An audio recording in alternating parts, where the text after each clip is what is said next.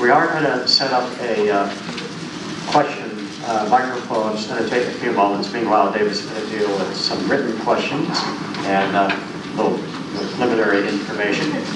So you're settled. I hope you have questions. I know I do. And we will have a microphone shortly. So instead of you whispering your questions and David having to repeat them and misstate them, it'll be a little more highly structured, like Atlas would do. Okay? Thank you, Fred. All right, just a few words by way of introduction to the session for those who have not been following this issue for years. In the effort to distill what this idea of open objectivism means, I recently wrote a letter that we sent out to the members of the Atlas Society that broke it down into three elements, three sort of themes that I think are as good a summary as any. The first is that it means that in thinking about objectivism and promoting it and living it, we accept a commitment to reasoned, non-dogmatic discussion and debate as the only mode of thought and interaction among people that's appropriate as far as ideas are concerned. The only mode that's appropriate on the basis of the fundamental principles of objectivism itself, in particular the fact that knowledge is based on reason, which is a faculty of the individual and requires the independent exercise of judgment. So that it is a philosophy that everyone must understand on their own and be prepared to question, challenge, and assure themselves of the truth of, or talk themselves out of it, but in any case by a focus on reality and the ability to ask any question, and they should be met with in the same spirit. Secondly, the recognition that objectivism is not a closed system in the sense of a fixed canon of doctrine, like a religion, but rather is a body of knowledge that's open to expansion, open to refinement, and if the need arises, to revision on points that need, when we have evidence to that effect. Again, this is based in fundamental principles of objectivist epistemology, that knowledge is contextual, it's derived by integrating evidence from our senses, and at the level of discussing philosophical issues, which cover the whole breadth of human experience, and in some areas of philosophy, the entire nature of the universe, the context is so wide and open-ended that it is to be expected that even a genius such as Ayn Rand would not have come up with the final truth. I like the expression from our court system, the truth, the whole truth, and nothing but the truth. I'm prepared to believe, I do believe that objectivism is true, and that it's nothing but the truth, with maybe some small reservations, but that it's the whole truth, come on. This is, in my view, not even remotely plausible. A third element, finally, is the policy of benevolence, a kind of openness toward others, a willingness to engage in open discussion and debate with people in accordance with normal standards of scholarly or collegial or just friendly social interactions by the standards of civility, with the standards that are operative are the standards of quality, not of quality of rigor, of objectivity, taking account of facts, but not standards of agreement or disagreement with our view.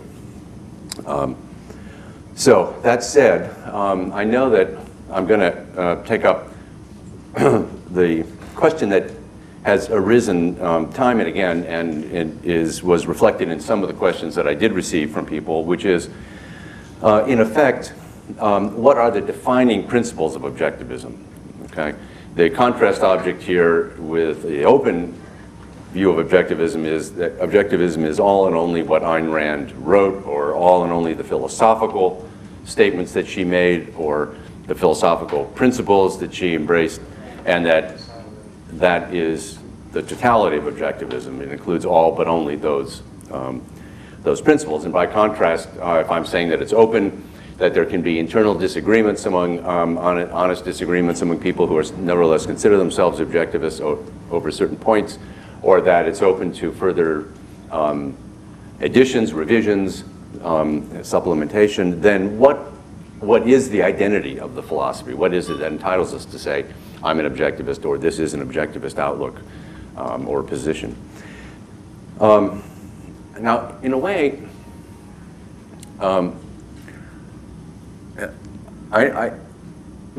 it's a funny question, and I'm just going to say why it strikes me as a funny question, and I always feel as if I'm spin my wheels a little bit when I'm asked that question, because as a philosopher, that's never a question I ask. When I'm working on something, the only issue is what's true.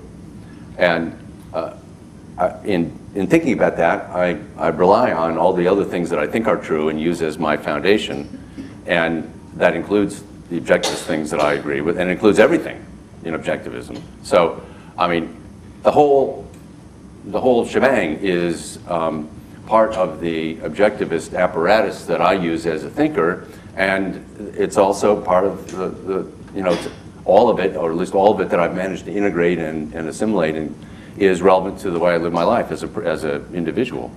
It's not the whole issue of what are the standards or what are the criteria for being an objectivist. When I wrote about this in a book that was initially called Truth and Toleration and was republished in 1990 as The Contested Legacy of Ayn Rand, the task I took on for myself was, okay, how do we define objectivism in the intellectual sphere? How do we locate it in the space of other philosophical systems and beliefs in such a way that, as with any concept, we differentiate it from other things in terms of essentials? And so in that work, I have a short section of about 5 or 6 pages in which I gave my answer. It was my best judgment at the time based on a lot of knowledge, not only of objectivism, but of other theories, and asking myself,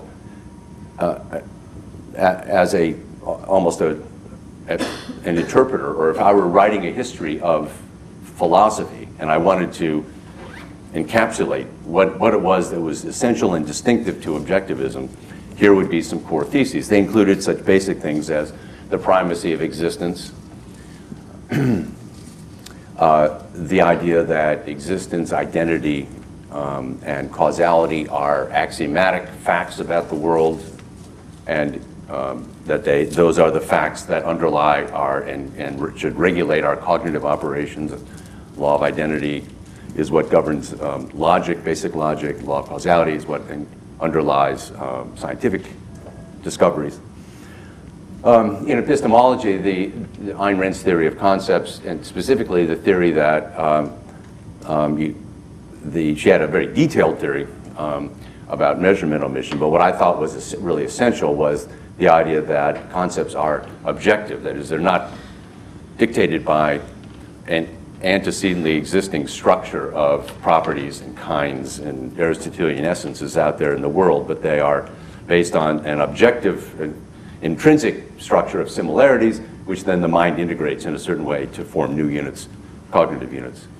And that they are both a human product and objective. I think that is a key insight.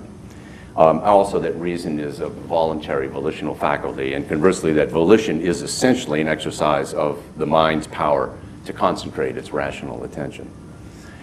In ethics, the idea that values are rooted in the phenomenon of life. Ayn Rand, that is a signature concept of Rand's, signature insight. Rationality as a cardinal virtue. Rationality as a virtue in the first place, rather than just a human instrument for achieving our desires or for achieving another category of things called moral values. It is itself a value and a virtue. Independence, production, many of these really fundamental elements of the ethics I think are distinctive to objectivism. The rejection of altruism, certainly. And then in politics, her view of individual rights, which was a concept not original with her, but the idea that it was violated by a physical force as a criterion for what the limits and extent of rights are, and her idea that of a limited government whose function was exclusively to protect rights, but which must function by an objective law. And objective law, again, ties back into the epistemology, the idea of objectivity. So, I mean, those are some of the core elements. You can read this. The work is on our website. It's in Chapter 5, the section, What is Objectivism? But now, that doesn't really address some of the questions that, or the form of the questions that have been asked, which have sometimes more to do with not so much the identity of the intellectual system as a body of ideas with a place in the, as I say, the space of theories, philosophical theories, but rather as a code that people live by, and that people want to say, I'm an objectivist, or I'm not. I don't know if I'm an objectivist or not. Am I in the way that they might say, am I a Baptist? What do you have to do to be a Baptist? And the answer here is, I do appreciate the need. I think it was Mark Frost who asked me the question in this particular form, that labels are very convenient to convey an organized set of ideas and for self-identification. One of the things that one of our people who got involved with what was then the Institute for Objectivist Studies not long after I formed it, I was talking with her. I think this was Wallace Grover. Many of you know Wallace Grover. She said, you know, one of her kids, who was at that time much younger than now, said, you know, Mommy, what are we? You know, some of the people in school are Jewish, some are Christians. What are we? And we had an interesting conversation about the need for just a concept, a term to identify oneself in terms of where one is. What is one's worldview? You can say, well, I believe this, and I believe that, and I believe that, blah, blah, and you add it up. But the whole point of concepts is reduction of information into a usable unit, and that is a valid need and use. But it's answering then the question, what does it take to be an objectivist?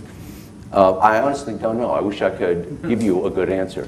I've looked at historically at other bodies of doctrine and thought. And the kinds of things that emerge as criterial for being an X, whatever X may be, are not only different in terms of the content of the doctrine, but different in how specific, how deep. For example, you know, in Islam, the Shahada is the statement that the affirmation, there is no God but Allah, and Muhammad is his prophet. And if you say that sincerely and with understanding, you are a Muslim. Now, there's other stuff to being a Muslim. I mean, there's the 5 daily, or the 5, what do they call them? I forget the generic name. But, you know, the daily prayers, the zakat, giving to charity, and so on and so forth, that spell it out. In Christianity, there's the Nicene Creed, which was an attempt actually hammered out at a conference of theologians during the late Roman Empire where actually they had to resolve some tricky, you know, unbelievably tricky issues, like was Jesus fully human and fully God? Was he fully human and not God but became God? Was he of the same substance?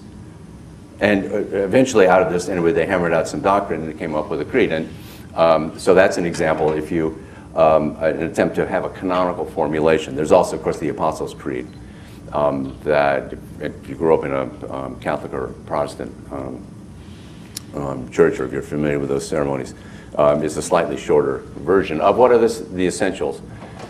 But of course, to be a Christian or a Muslim, or a Buddhist, or whatever it might be, there are many, many other elements to it, which, as I was saying about my own the way I think as an objectivist. You use everything you know.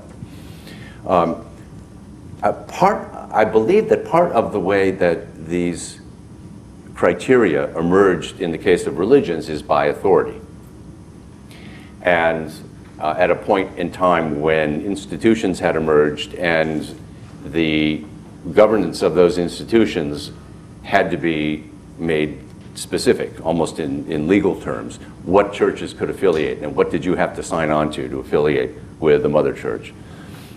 In other cases, they evolved out of just the people who were most knowledgeable over time came to a kind of consensus about what's essential in the way that intellectuals come to a consensus about what the essence of Kantianism is, and what's accidental and can be left out.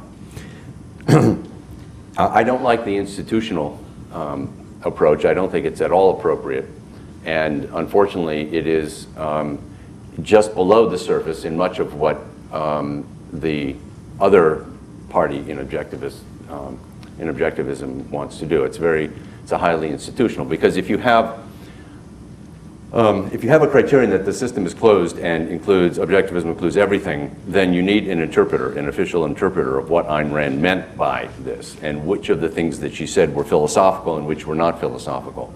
All of these are matters of judgment that are not self-evident, and so someone's got to give the word. And that is an authority structure that, to my mind, is out of place, not only in regard to objectivism as an intellectual academic discipline for understanding the world, but as a way of life for a secular, rational philosophy. At times, so all I can do is offer two thoughts. One is that I offered my best sense of what was essential to objectivism in that summary. If I went back and spent another couple weeks thinking about it, I'd probably revise it slightly or update it or reword some things. But I still, looking at it again in preparation for this talk, I thought it was pretty good. That's my best judgment. But the other thing I have to say is you have to make your own. Right? I mean, what I really want to say is, just as when I'm thinking about issues, I don't think what's the objectivist position. I think what's the truth here.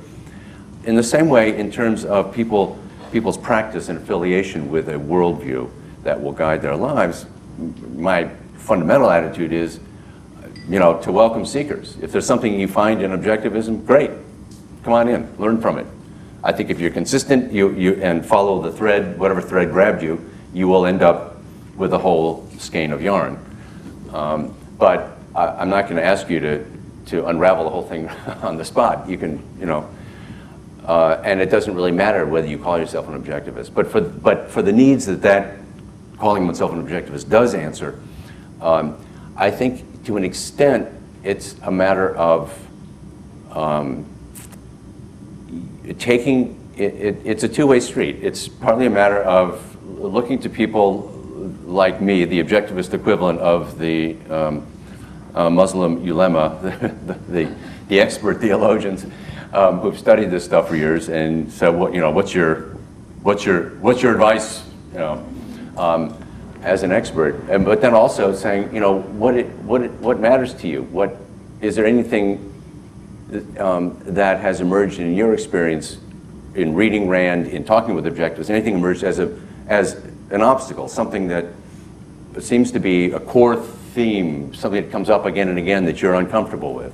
Like if you're a theist, I think philosophically you can't really be an objectivist full bore if you believe in a supernatural power, particularly if you believe it on faith. I'm still happy to welcome people who have those beliefs, and if they think that John Galt and Jesus were saying the same things as far as ethics goes, okay. Okay for now.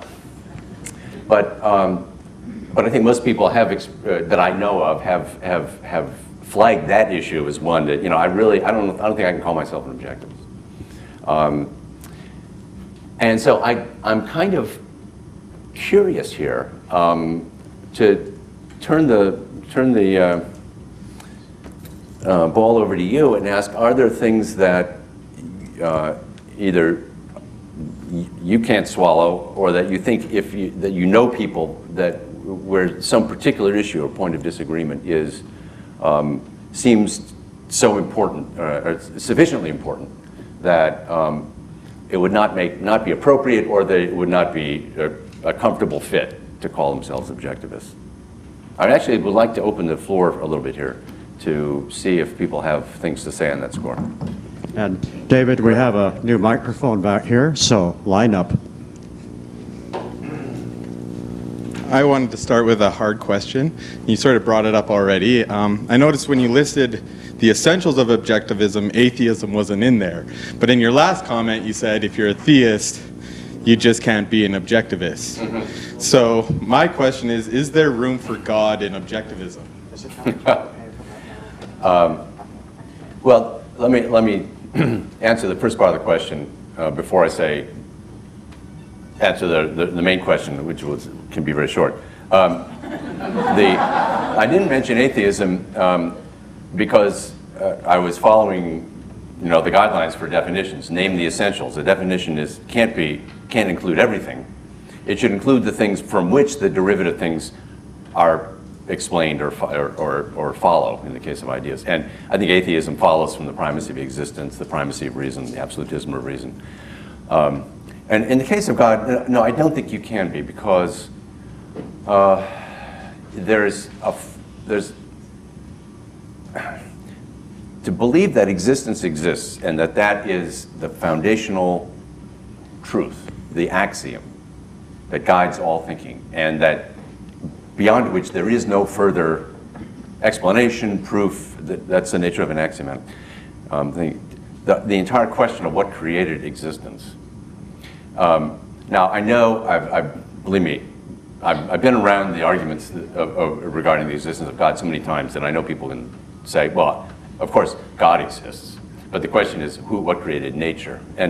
But still, nature is the realm, if we understand it, as I think we have to, is the realm that is governed by identity and causality.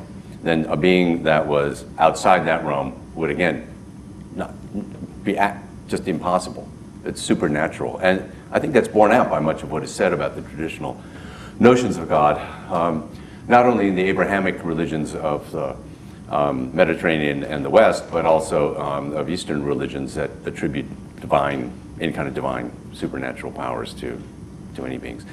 And then also, every religion I know of has somewhere in its ethics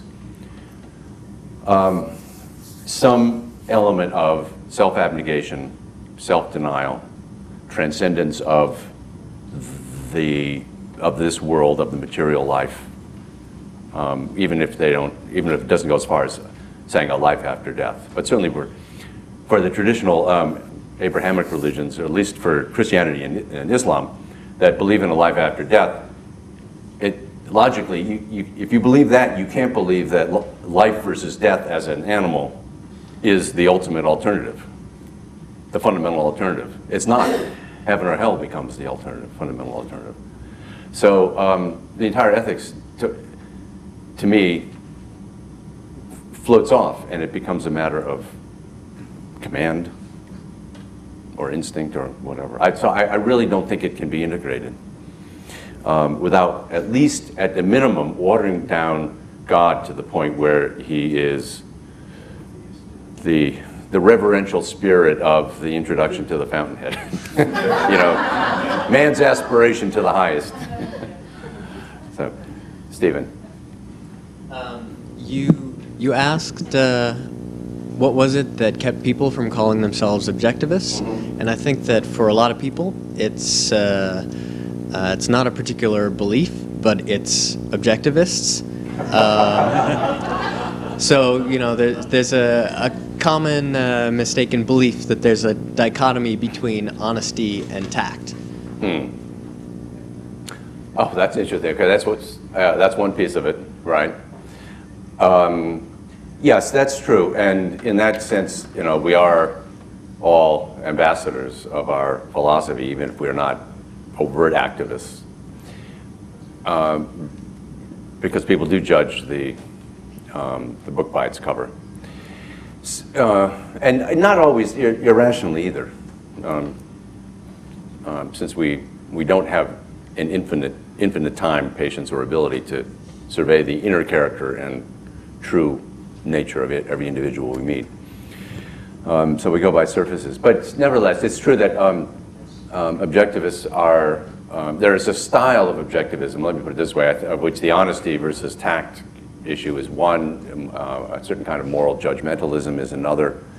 Maybe that's part of what you were invoking. A certain kind of rationalistic, I don't know, ham-fisted way of thinking about issues that are fraught with emotion or value and insensitivity. These are things I don't think they're inherent in the philosophy by a long shot, but they do add up to a kind of style. And I agree that that's an obstacle. I mean, I know people very well for whom that was an obstacle. All I can say there is, yeah, it's a problem, but look at the ideas are too important to be hung up solely by that. I mean, I always tell people, yeah, I know what you mean, I've been around, but just read the books, read this, that, and if it inspires you, make it your own. You know, this other stuff is not essential. Charles. Hi. I have two related questions. First is, did Ayn Rand herself ever indicate whether she considered objectivism to be open or closed? And the other one is, how does ARI justify its contention that it's a closed system? Well, the usual arguments are that, there are two arguments that I wrote about in Contested Legacy that, as far as I know, are still the main ones. Yaron Brook voiced them to me a couple of years ago when Ed and I met with him and some other ARI people. To the effect that one argument is Ayn Rand coined the term, it's her property. She owns the term, just as she owns Atlas Shrugged. You know, she wrote the book, so by intellectual property, it's her intellectual property. In the way that as the author of the term and the philosophy that it names. And that, I argue in greater length about that in this book, but I mean, I think in essence, you can copyright a specific work like a book. I mean, I do believe in copyright as an intellectual property, but as Rand herself said, you can't copyright the truth. You can't copyright the identification of facts of reality, and if objectivism is a philosophy that purports to do that, then I think that argument is won't carry any water. The other argument is one that Leonard Peikoff made in Fact and Value, which was written in response to something I'd written, in which he said any philosophy by nature is complete and total, and philosophy is different from any other kind of knowledge because it deals only with fundamentals, and the evidence for it is available to men in any context, historical context. So Ayn Rand came up with a system. The system's complete, and it is so tightly integrated that any change would, in one piece, would undermine the whole structure. And that, I think, is just bad epistemology. I can't give it the entire analysis or argument. Again, I did try to write it up, but what it boils down to is a belief that if you really think knowledge comes from observing reality, then there are multiple bases for every piece of objectivism. It is not the brittle house of cards that Leonard seems to talk about. And on the other hand, there are so many open philosophical questions that have not been addressed that the idea that we can just stop makes no sense to me. Or that if Ayn Rand had died halfway through the introduction to the objectivist epistemology before she got to axiomatic concepts, and that some other genius had said, yo, you know, Thank you. And the next step here is that could not be part of objectivism.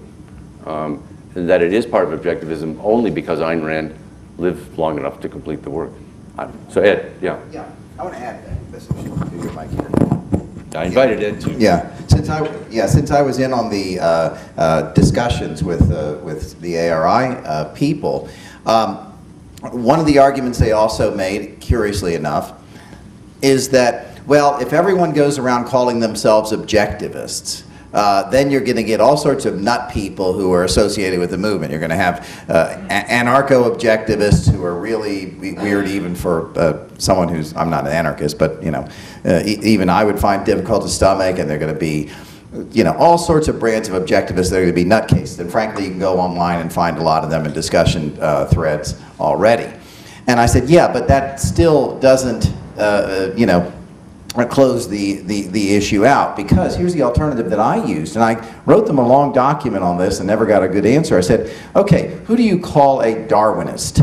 Well, do you call a Darwinist someone who believed everything that Charles Darwin believed on the day that he died, and therefore we've had 100 and some years of new discoveries about genetics, about different things in biology and so forth. So is Darwinism therefore simply a description of something that, because knowledge progresses, nobody really believes? It's kind of an antiquarian label.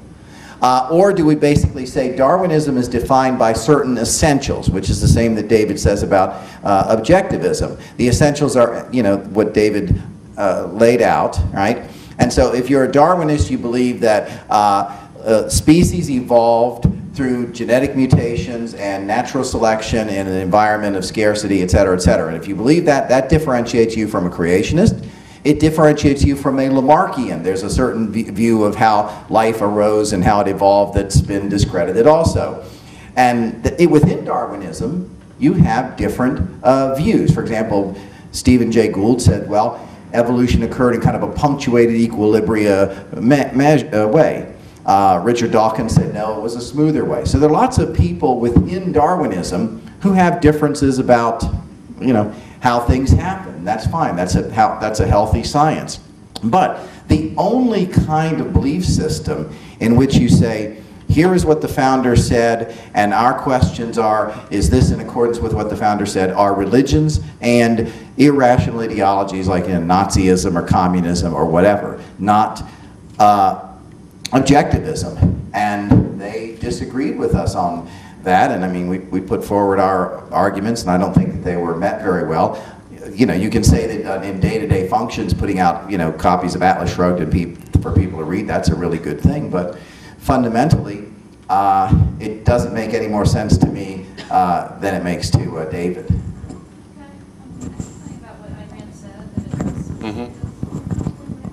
Molly, you go to the microphone so we can get on tape. And we have a line. Oh, I'm sorry. You're all waiting in line. Okay, because it's part of the answer to the question that was just asked about did Ayn Rand ever say anything about whether her philosophy was an open or closed system? Well, one thing I do know that she said, and maybe everyone else knows it too, but I heard her say it in her living room, which was that she had not yet come up with a theory of propositions in epistemology, that there was much more work to be done in epistemology. She had only begun the work. And she was encouraging people to work on that. So to extend objectivism in areas that she just didn't have time to do herself. Thank you, Molly. I had not heard that one, and I'm really happy to hear it because that's an issue that I'm very interested in and worked on. I have a question. Chris. It's one of the things that's causing me some difficulty of late. It has to do with animals. I am extraordinarily I'm extraordinarily uncomfortable with what I take to be the position of pure property.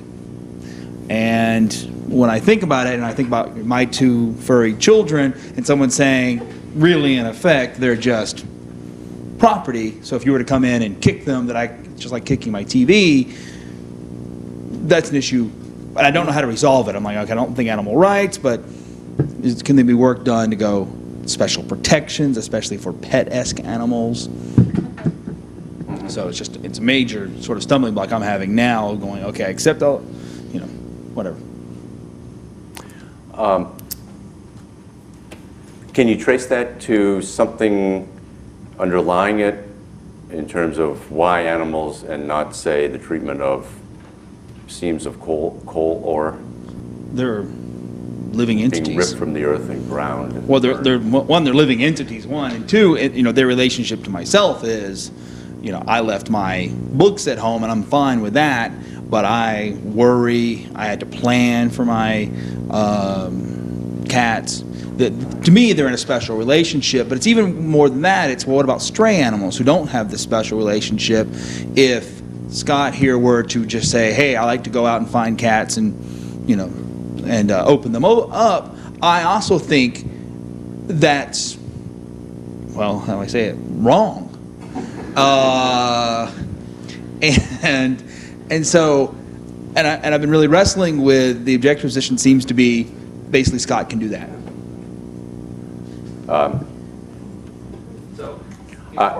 Okay, thank you. I'm going to take that as data, Christopher, and not try to answer the question. I do appreciate that's a concern. I hope it's not essential to the point where... It's what's been bothering me for, I guess, the past 2 months, and I have a friend who, that seems to be one of her real crucial issues. She's like, she hears the objectivist position on animal rights and responds with, basically any philosophy that said that. Okay, all right, thank you, that's interesting. Hi, David. Yes, hi. Hi. In the quest to live rationally and according to an objective standard, people are constantly bombarded by a tidal wave of emotional inputs and data that come in. Emotions are generally and oftentimes irrational, oftentimes illogical. And so I'm assuming that the goal is not to purge us of emotional data.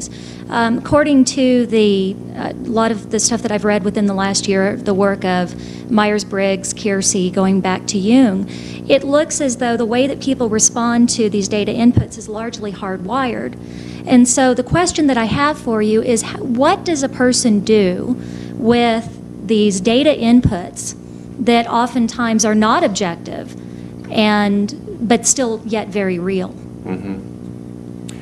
Okay, let me say a couple of things about that. First of all, as another item for a possible list of sticking points, I know people feel that objectivism says you should never listen to your emotions, you should always act on the basis of reason, and often interpret, take it to the point of interpreting objectivism as cold philosophy that says, Dr. Spock-like functioning is the ideal, which is a mistake, but it's short of the mistake. There are issues in both in what we can observe about many objectivists as people, and also to some extent some of the elements in the writings about by Rand and others about reason and emotions. So that's an interesting thing, and I think because acting by reason, accepting reason as an absolute guide to thought and action, is really a fundamental core element of objectivism. It is important that we develop as clear an understanding as possible of what exactly that means in regard to emotional experience and the operation and what we learn about emotional functioning from science, from psychology. And in that respect, I want to say this actually illustrates one of my points about the open philosophy. You can say philosophically that, and establish philosophically, that people have free will and that the essence of free will is the ability to focus our minds. But the scope of that power, the scope of the volitional control that we have, is not infinite. And where the bounds are, what kinds of experiences interfere with that, the exercise of that power, what conditions are needed to sustain it. I mean, we're talking about an enormously complex neurological engine here that is has emerged this extraordinary power of consciousness, and on top of that, self-consciousness, and the power to guide our own actions. It's a very delicate instrument. It stands to reason it can be thrown off by many things. So if we find that reliably from clinical or experimental data in psychology, for example, that people are not able to function fully in control under certain circumstances or emotional circumstances, well, okay, then that has to be that has to be taken into account. Also, that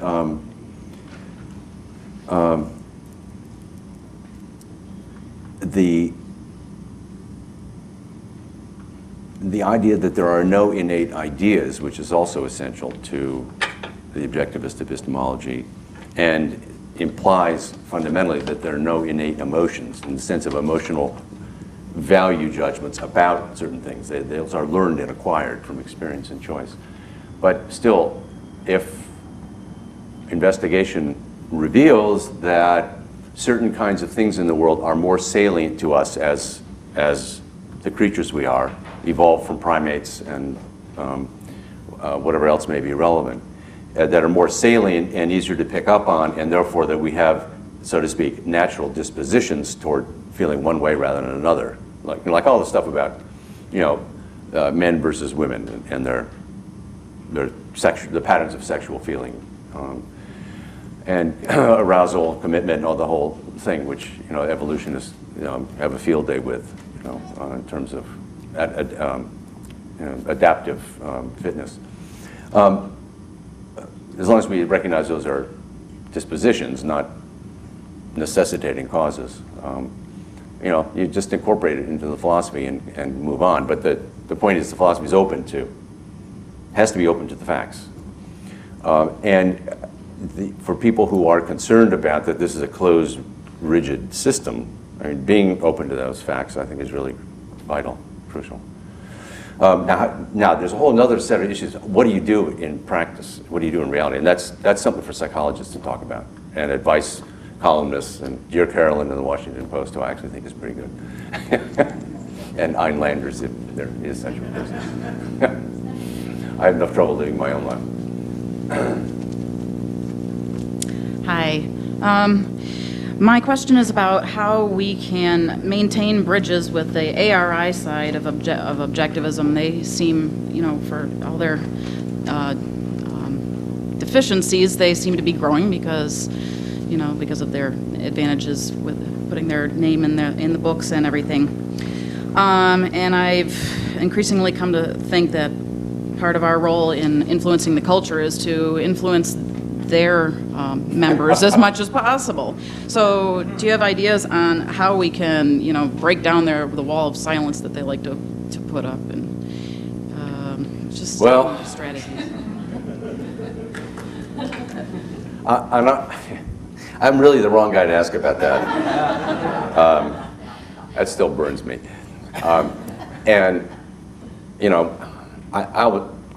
I don't mind saying this publicly. When we did have this meeting, we thought we were going to see if there was a possible meeting of minds. This was 2 years ago, and turned out that their goal was to put us out of existence, and they said that to our faces, that we were an obstacle to their growth and to their control of objectivism. I mean, these are literal words from Ron Brook. Now, I can't negotiate with a guy like that, or with terms like that. Ed, being a nicer guy and a shrewder guy, has gone many more rounds trying to argue with him on this point and saying, guys, this won't wash. So I can let him speak to this, but in addition, you should know that they have affirmed the principle and still maintain that objectivism is a closed system, that fact and value is the authorized, it's accepted doctrine, that is officially ARI's policy. They've given up on not speaking to libertarians, which they now do regularly, and but this one remaining point is there, and to me, it's not philosophically fundamental in a sense, and yet it is so woven into philosophical fundamentals that I don't see this as an operating bridge that can be crossed. But I'm also aware that I'm very enmeshed in this historically, and am still a lightning rod in a certain way. So that I know there are many people who are getting great value from what they're doing, and they have gotten rid of the more I don't know, foaming at the mouth spokesman, so that they're now presenting a much more ironic face to the world and making actual alliances with groups. And if they're able to encourage independent thought, or at least good thought, on the part of their students, all to the good. But I think really the ball is still in their court. You know, they picked the fight. Just one addition to that. By the way, we were very, to the point, I opened up the sort of negotiations, you might say, through John Allison, who's a big supporter of theirs, and said, I think all of this going back and forth is silly. Isn't it time that we realize that the common enemy, so to speak, ain't us, it's out there? And the first time I met with Yaron Brook, we had John Aglioloro with us, who, by the way, he was purged when they did the Atlas Shrugged 40th anniversary thing, and he sat down with Leonard Peikoff, said, I'm going to speak at this event, and Leonard basically said words to the effect of, if you do, I want to have nothing more to do with you. And of course, we pointed out to Aglioloro, to John Allison and to Yaron Brook, and as well as at that other meeting, this is exactly what you guys have done. You are doing exactly what David Kelley got in trouble for doing, so why don't you just admit, okay, a lot of that stuff was stupid, let's move on. And they said, well, libertarians have changed over the last 10 years. Well, first of all, number one, I said, if they have changed in the last 20 years, it's because we've been talking to them, you guys haven't. And number two, they haven't. You know, they're stupid idiot libertarians, and they're really good libertarians, and everything in between, okay? So please, don't give us that stuff. But the other thing is that as a younger generation comes along, they're not enmeshed in the whole split, the Nathaniel Branden, problems. They're not even enmeshed in the David Kelley, Leonard Peikoff differences. And so they look at this and say, yeah, well, okay, but I see that there's good stuff that you guys at the Atlas Society do. You guys really are interested in struggling and coming to grips with real new intellectual things and so forth, and you don't get quite as much of that over at ARI. On the other hand, ARI gives out free books, and they do some good stuff too, and so forth. So I think that in part, if we keep up our principles and articulate them and saying, look, this isn't a you versus us, we're willing to be on programs with ARI people or whatever, I think that over the long run, this is going to help the spread of objectivism. And so that's kind of the way I take it. As the young people come up, see things are just going to be silly, and then fine. If they say, what's the difference, then David will say, this is open objectivism. Do you prefer this approach, or are you going to make it into a religion? And with modern technology, and especially with the internet, you really can't keep it bottled up, folks. So I'm optimistic even on that. It might be another 20 years, but I'm optimistic. It's not going to be that long. I'll have the audacity to say that I think that the original name of the organization, Institute for Objectivist Studies, still reflects our difference. Well, yeah, right. We're in business to promote objectivism, to advance it, promote it, and not to promote Ayn Rand per se, it being understood that we honor, recognize, and celebrate her as the founder of the ideas. Fred, how's our time going? I'm not really tracking. 3 more fine posts. Okay, because I have I have one more that I got in advance that I would like to address. So, John? To return to Leonard's nutcase objectivist, it can be really annoying to be a proponent of a philosophy and then have someone else represent themselves as also a proponent of that philosophy and completely misstated.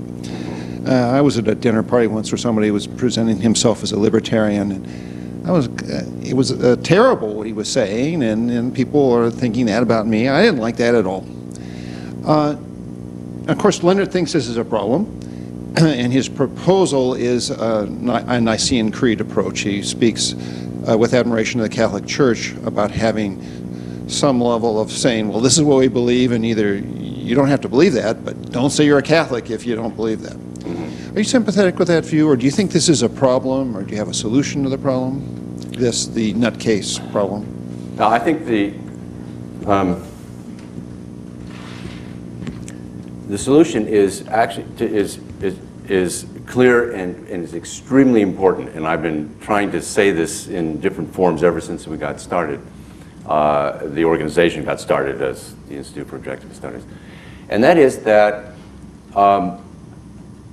there's a difference between so-called quality control by standards of method, clarity, rationality, and all the other normal standards that apply to intellectual work, and that we use to assess the value of one intellectual's work versus another, and that allow us actually to say, I know people who disagree with me totally, but whose work I think is much better quality than someone who's, this other guy over here whose work actually agrees with mine.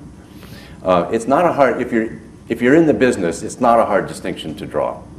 But it is one that I think people confuse a lot. And on the one hand, people who have Leonard's approach fear that I have just opened the floodgates to the nutcases.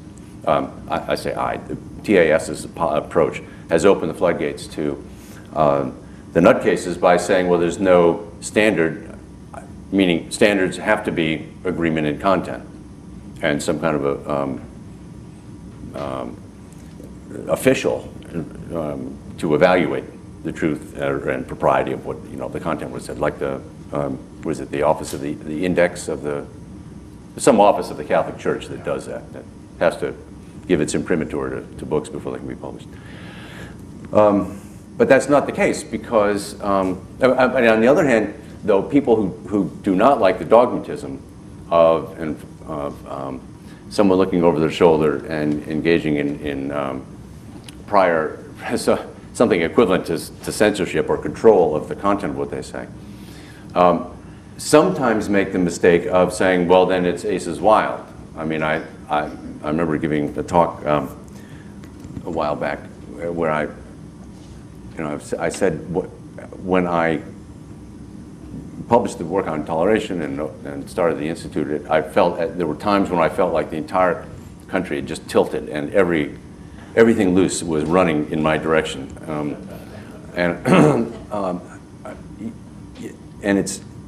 But this really is a distinction. It's a non sequitur to say without agreement on doctrine and a mechanism for enforcing that somehow, then you have no standards.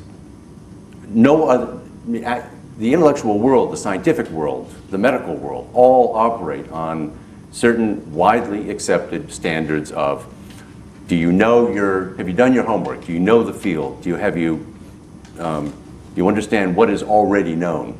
Have you done good, careful research? Have you argued logically and rationally? And this is how the rest of the world works. So the idea that we have, and those are the standards we've tried to apply. We've published published articles and had speakers who I disagreed with, but I thought this was so well done, so interesting and we've turned down people who were saying, standard things, but with nothing not well worked out. It should be clear. I mean, just think of how you would expect a college teacher to grade you. And I think most college teachers, at least in my experience in philosophy anyway, do grade, which is, it really doesn't matter that much whether you agree. You don't want it to matter whether you agree with the professor. You want it to be graded on how well you argued and how well you knew the material. That's the quality standard that should be enforced. And that's how you get original work. So anyway. I have a piece of information about Christopher Robinson's question, but then I also have a question. Okay. I can't remember who it is, but I can find out. But somebody told me that they had Rand, I think it was a lawyer, had Rand say to them, could you please figure out a way to protect animals? that she wanted to believe that there was a way to protect animals, but she couldn't justify it herself, and as far as she's gone. So. Oh, okay. Then you know. Yeah. My question is, yes, do you remember the passage in one of the Ayn Rand letters where Rand's talking about open and closed minds as a false dichotomy, and that instead the correct term should be active mind? And I was just wondering if you were worried at all about using the word open because of that.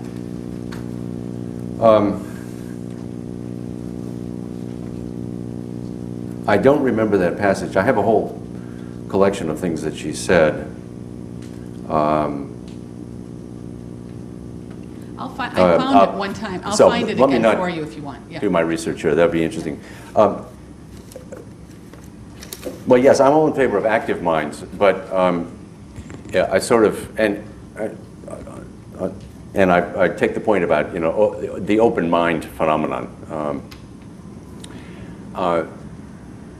as leading eventually to empty mind, no mind, the perfect Buddhist state.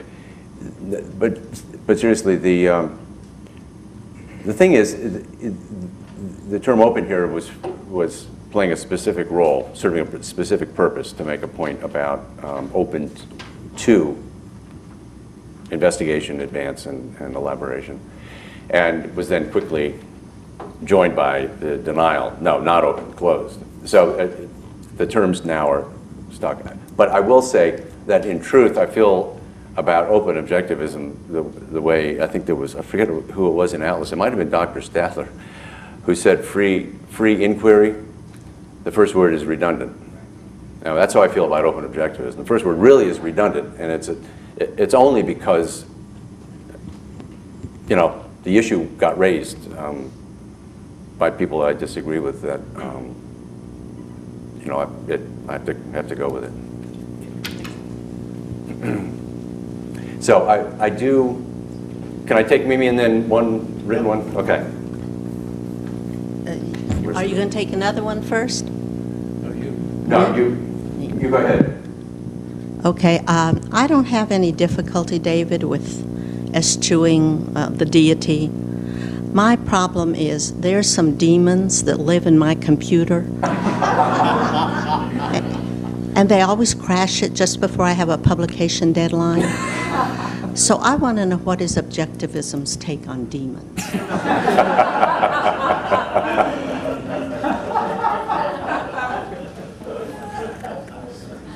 I'll have to think about that one, Mimi. I will say that when I am looking for a parking place, I have a parking goddess who picks the spot for me, and I know when she's picked it, and if I don't take that spot, I will never find another. She's a very... okay, let me take another question on a slightly different angle, really, on this. And that was a question that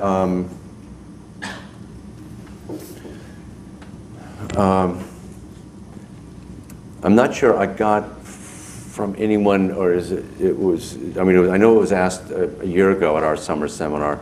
In any case, I know it's been on people's minds, and that is, by what method do you determine where objectivism is open and what areas are most fertile for exploration? The first part of that, standing up by itself, I think it's what we've been talking about. Where is it open? Well, it's the specifics, the details, the things that are not as core as the issues we've been talking about. But insofar as that was an attempt to get at what areas are open for exploration, any issue, even the most fundamental ones, even the axioms, are open for exploration if you see an issue. But I do think, and I gave you a list earlier in my talk this morning, of some questions, some particular questions that I think are open for, that would be very nice to have answers to, and in some ways important to get answers to have a more robust and effective philosophy. How we find those? Well,